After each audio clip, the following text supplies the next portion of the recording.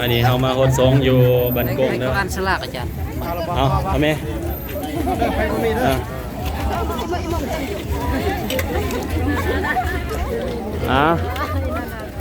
เอาเคลื่อนไปเลยตีเคลื่อนเลยโหลดเคลื่อนเลยโหลดเนาะ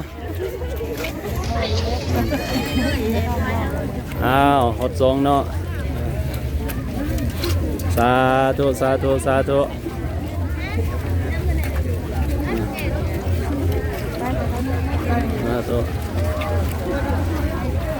เอาพดตูดหูบก่อนเด้อจำหดพ่อแม่ครูบาอาจารย์หดพาก่อนนี่กัดตีชีวิตเนาะเมื่อเป็นอุดกุลุ่มชอบชิดใส่พญาใหญ่ที่ใช้เอารับเอาแก้โอ้ดีอ่ะก็ลดตลอดจนของแต่กินไว้ปล่อยความกินตกในระวังเนื้อยากินหลายโอ้ยยาคุ้มเชื่อยข้าก็ไม่ได้ยาไหนม่วงไอ้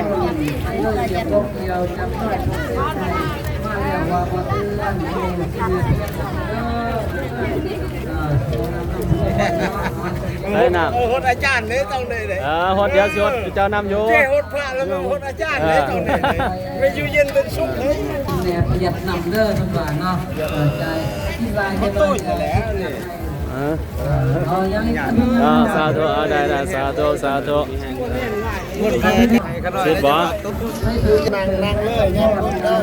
โสธรโตสุกิโตวิโลโลบุตสาสานิโรโคสุกิโตหิสัสวิญญาติพี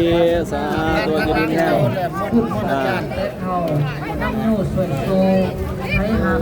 สายันโตโพธิยาโมเรสากายานังนันทิวันทโนเอวังตะวังวิสโยโหเยสยโสสยามังคเลอปาราชิตาปลังเกสิเสปตาเวโปคาเลอภิเสเกสัพพุทธานังอาคาปโตปโมตติสุนักตังสุมังคลังสุปปตังสุอติตังสุขโนสุโมอตโตจะสุเยตังพระมาจาริสุปทากินังกายกรรมังวจากรรมังปทากินังมโนกรรมังปณิติเตปทากินาปทากินานิกัตวานารพันตเตปาทากิเนยิริมแห่งเด้อสาธุสาธุสาธุสุแมงปาธนาโอ้ดีร้ายนะครับเด้อทางนี้เนาะเนาะยังมีคนกติศีล่ะใบนี้ต้องคนบ้านเดินป่าไผ่หนาตามมังคายาวใกล้ลองเดินงานไว้ที่กษัตริย์ไทยสัญจรเดินป่าขึ้นกระลาบังไม่ตั้งเขาสวนสาธุจับเพื่อใจตั้งสีมาเมื่อมึงคงเกียบเพื่อพ่อใครเก่ามาพ่อหูสาธุสาธุสาธุยินดีมีแห้งอายุนาพุทธมนต์แน่สมเด็จเด้อเราได้ออกมาโสตระโตสุกิโตวิโรโนบุตสาสาเนโรโคสุกิโตหิสเปญญาติปีสาธุสาธุยินดีมีแห้งเด้อสมเย็นปีใหม่เขาสมงามสื่ออเมตตาหน่อยมโนเป็นคนเก่าเนี่ยเราเป็นคนนงผักเอาหัวยมยิ้มกินใจตกในระวังนี่เกิดตามห้าคนพวกศัตรูเจ้าทายความนี้ตัวนี้เด้อเป็นญาเวททำบุญของตัวลุงนะด้วยโนดเอาถ้ามีใจกว้างกรุณาภัยโพดลงทั้งสองอ่อนน้อยขอท่านให้แก่ภาพเจ้าหากจกสิ่งใดใจใหญ่เชื่อสละนี่น้ำใจสะก้นถอดท่านกุศลสางบำเพ็ญเพียรกิจต่างมงสินธรรมบุญธบาทตักบาตรทั้งนี่นำใจประเสริฐแท้ลื่นล้นคืนพ้นทานเอ้ยดีร้ายเนาะกันที่13ไปผู้ทรงเสียงใดไปเสือกันนครมีแต่ความสุขใจอยู่สบายเบาเนื้ออันว่าเว้นเข็นขอดไหลหายนี้เหินทางวิ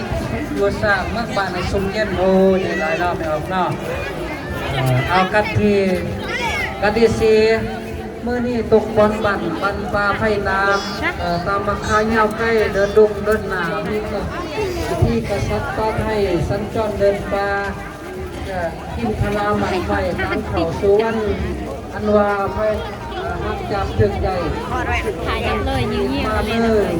ส้มตัวเทียมตึกส้มไข่เกามาพระหูคนนำคนสมุนเด้อไม่ออกอันที่สองนะ การที่11เนาะ ได้ไล่ภาพอยู่กันเลย เห็นหรือเปล่า ด้วยเอาซ้อมก่อนหน่อยครับขอผูกแขน โอ้ยเห็นเป็นประจัน ใช่